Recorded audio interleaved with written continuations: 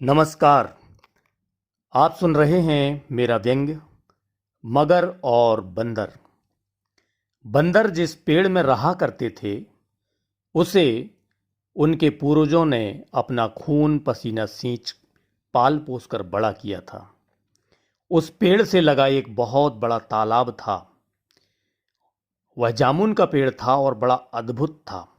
वह 5 साल में एक ही बार फलता था, किंतु राजनीतिक पर्यावरण के असंतुलित होने के कारण वह कभी कभी मध्यावधि में भी फल फूल जाता था। तालाब में सत्ता नामक एक मगरमच्छ रहता था जो बंदरों के हिस्से की जामुन बटोरकर पेट भरता था। वानर परिवार के बड़े बूढ़े व सयाने बच्चों से कहा करते, बेटे उस तालाब में मत जाना। क्यों क्यों? बस मत जाया करो, वहां राजनीति है। बेटे पूछते, दादाजी हमें सरल भाषा में समझाइए ना, राजनीति का क्या मतलब है और हमें वहां क्यों नहीं जाना चाहिए। सयाने समझाते, बेटा राजनीति का मतलब दलदल है, कीचड़ है। उस पंख में खिले कुर्सी पुष्प का लोभ ना करना, हो सके तो तुम उससे दूर ही रहना। तथापि कुछ युवा वानर जो उत्साही व साहसी थे सयानों की ना माने और राजनीति के दलदल में फंस ही गए। देख मुन्ना, मैंने कहा था ना, अब तू उसमें धंसता चला जाएगा, उबर ना सकेगा कभी। एक वृद्ध वानर पिता ने अपने बेटे की गलती पर माथा पीटा। तालाब के बीच में ही राजधानी थी जहां उस मगरमच्छ का भव्य व आलीशान भवन था। वह वहां माल जमा करता जाता, दिन दूना रात चौगुना धनाढ्य होता जाता। मगरमच्छ कई बार तैरते हुए किनारे को आता, नकली आंसू बहाता, वानरों को झूठे आश्वासन दिया करता, लुभावने घोषणा पत्र सुनाया करता। बंदर अक्सर मगरमच्छ के झांसे में आ जाया करते थे। धीरे धीरे अपने मीठे संभाषणों के माध्यम से मगरमच्छ ने वानरों से मित्रता कर ली। वानरों को वह कई तरह के प्रलोभन दिया करता, उसके बहकावे में आकर वे उसे अपने हिस्से के मीठे मीठे जामुन खिलाया करते। मगरमच्छ जी भरकर जामुन खाता और तृप्त होकर राजधानी को लौट जाता। साथ में वह कुछ मीठे मीठे जामुन फल अपने बीवी बच्चों के लिए भी ले जाता। एक बार मगरमच्छ ने अपने सबसे इष्ट मित्र वानर से कहा, दोस्त आज मेरे घर में कई विशिष्ट अतिथि आ रहे हैं, बहुत बड़ा फंक्शन है, प्रेस कॉन्फ्रेंस भी है। मैं चाहता हूं कि तुम भी मेरे घर तशरीफ लाओ और उस प्रोग्राम में शरीक होकर मौज मनाओ। वानर ने ना नुकुर किया तो मगरमच्छ ने दुहाई देते हुए कहा, देखो तुम्हें चलना ही पड़ेगा, अपनी दोस्ती की कसम। तुम्हें मेरी पत्नी ने खास तौर पर इनवाइट किया है, ढेर सारे पकवान बनाए हैं। ओह अच्छा, क्या नाम है भाभी श्री का? बंदर ने उत्सुकता से प्रश्न किया। सरकार नाम है तुम्हारी भौजी का, मगरमच्छ ने उत्तर दिया। किंतु मुझे तो तैरना नहीं आता, वानर ने अपनी समस्या जतलाई। तो क्या हुआ, तुम मेरी पीठ पर बैठना, मैं तुम्हें अपने घर ले चलूंगा, चालाक मगरमच्छ ने अपना तरीका सुझाया।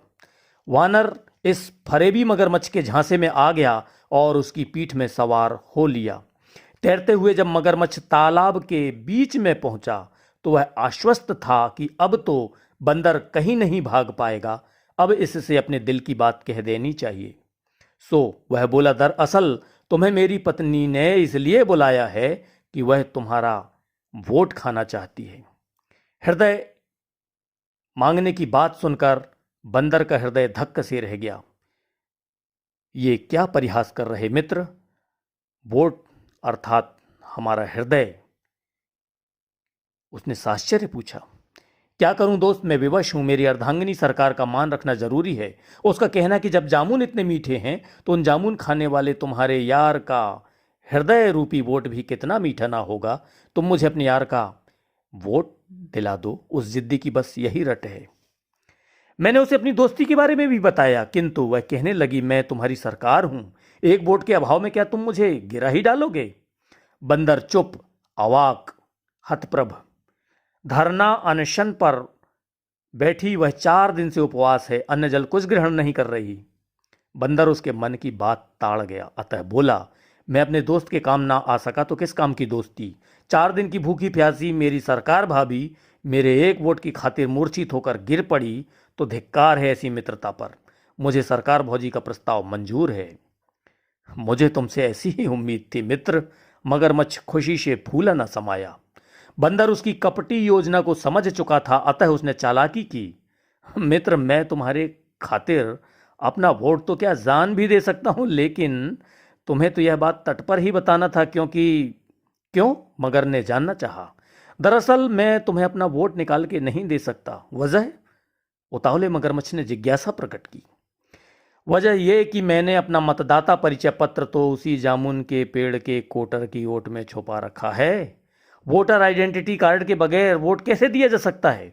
तुम मुझे पुनः किनारे पर ले चलो, मैं पेड़ से वह परिचय पत्र ले आऊं, फिर तुम्हारे घर चलूंगा। यार सच कहते हो, पहचान पत्र तो साथ होना जरूरी है, विवश मगरमच्छ ने लंबी आह भरकर कहा। मगरमच्छ अपनी पीठ में बंदर को बिठाए पुनः तट की ओर वापस चल पड़ा। ज्यों ही तट आया त्यों ही बंदर ने छलांग लगाई। वह पेड़ पर चढ़ गया और बोला, तुम जैसे दगाबाज बेवफा यारों से तो खुदा बचाए।